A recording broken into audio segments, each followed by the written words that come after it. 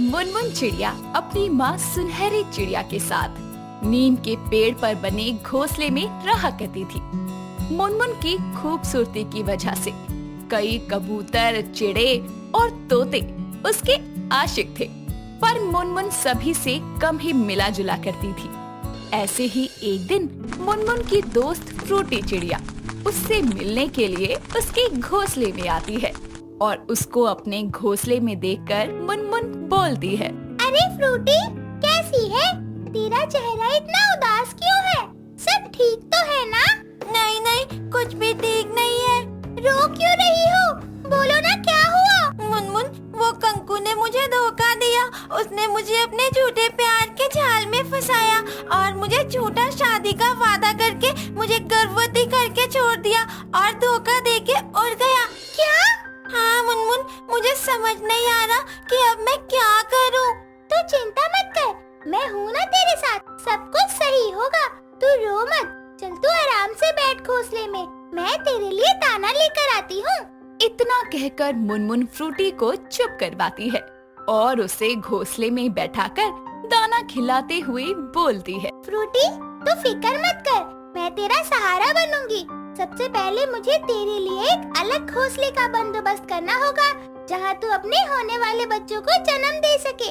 उसके बाद हम दोनों मिलकर उनकी देखभाल करेंगे।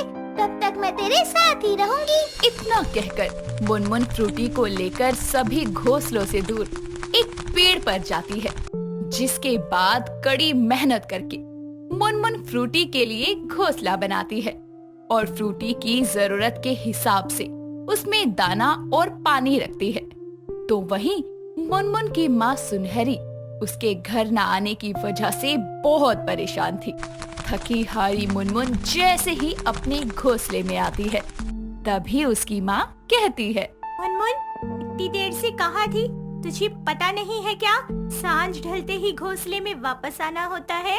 हाँ हाँ माँ, पता है। माँ, मैं ये कह रही थी कि शायद मैं आने वाले कुछ दिन घर ना आ सकूं। मुझे कुछ जरूरी काम है। ऐसा क्या जरूरी काम है जो तुझे घोंसले तक आने की फुर्सत नहीं मिलेगी? माँ बस है, और अभी मुझे नींद आ रही है, सुबह जल्दी जाना है। इतना कहकर मुनमुन दाना खाकर सो जाती है और सुबह सवेरे ही वो अपने घोंसले से काफी सारा जमा किया हुआ दाना लेकर फ्रूटी के घोंसले की तरफ उड़ जाती है। ऐसे ही वक्त बीतता है और मुनमुन फ्रूटी की देखरेख के लिए उसके आसपास रहती है।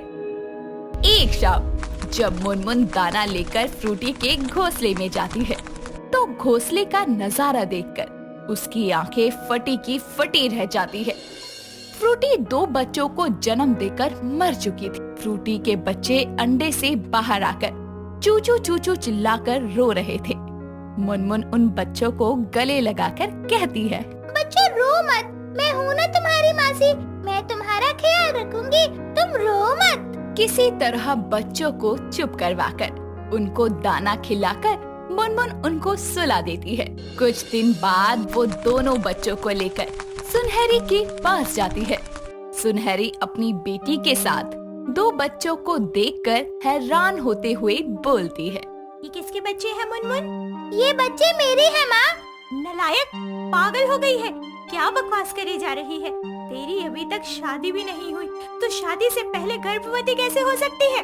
वो माँ, मैं मुनमुन, तभी मैं कहूँ कि तू घोंसले से दूर क्यों है, अपनी माँ से दूर क्यों है? तू जगह जगह अपना मुंह काला करवाते फिर रही थी। माँ, एक बार मेरी बात तो सुनो। दफा हो जा और अपना ये पाप भी ले जा, मुझे कुछ नहीं सुनना। माँ ऐसा मत कहो, ये पाप नहीं है। तू गर्भवती थी, इसीलिए तू घोंसले से दूर थी। तुझे पता था कि तेरा ये आने वाला पाप सबको पता न चल जाए, इसी के डर से तू गई थी। पर माँ, मैं प्रेग्नेंट नहीं थी, ना हूँ। तो ये बच्चे क्या आसमान से टपके हैं? पहले ही तो बहुत झूठ बोल चुकी है मुनमुन, अब मैं तेरा कोई झूठ नहीं सुनूंगी। दफा हो जाए इस घोंसले से। इतना कहकर सुनहरी मुनमुन को और उन बच्चों को घोंसले से निकाल देती है, जिसके बाद अब हर कोई मुनमुन की शादी से पहले गर्भवती और बच्चों की बात को जानकर उसकी निंदा करने लगा था। मुनमुन जिस भी पेड़ पर जाती, सभी पक्षी उसे वहाँ से भगा दिया करते। ऐसे ही एक दिन जब मुनमुन दाना चुग रही होती है, तभी वहाँ बिनकी नाम की एक कबूतरी आती है और ताने भरे स्वर में बोलती है, अरे अरे देखो, कौन हमारे साथ दाना चुग रहा है, जिसने शादी से पहले गर्भवती होकर अपनी पूरी चिड़िया बिरादरी की नाक कटवा दी।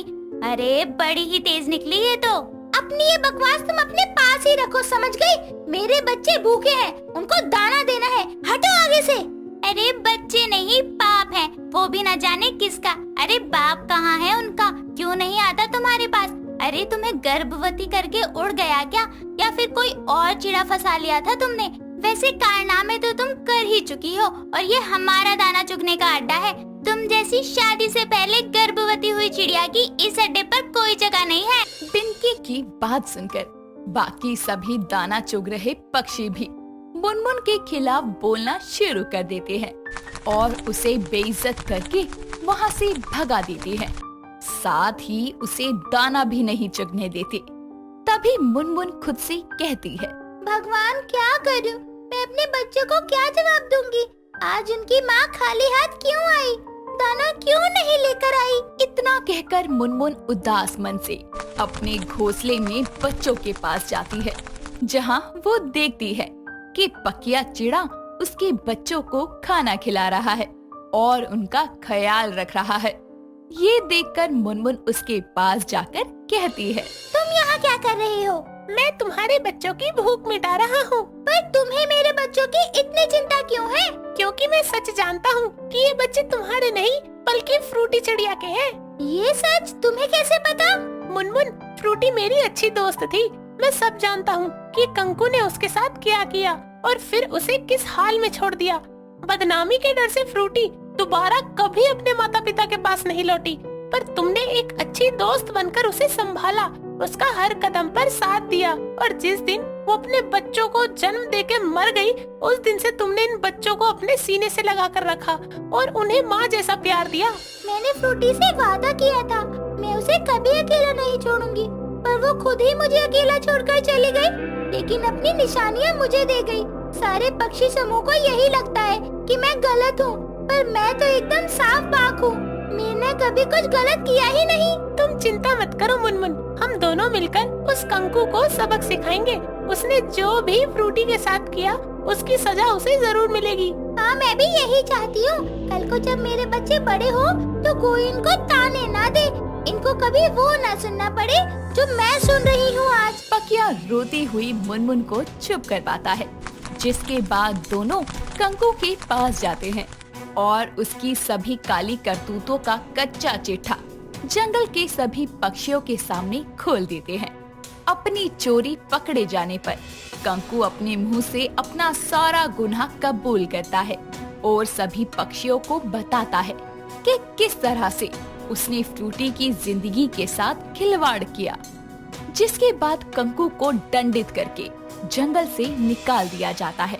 तभी मुनमुन बोलती है, मैंने तो बस फ्रूटी और उसके बच्चों का भला करना चाहा था, पर आप सबने तो मुझे ही गलत समझकर लांछित कर दिया। पर अब मैं खुश हूँ और मेरे बच्चे और मेरी सच्चाई सबके सामने आ चुकी है। सारी सच्चाई जानने के बाद सभी पक्षी मुनमुन से माफी मांगते हैं। मुनमुन सभी को माफ कर देती है और खुशी खुशी सबके साथ चहकने लगती है।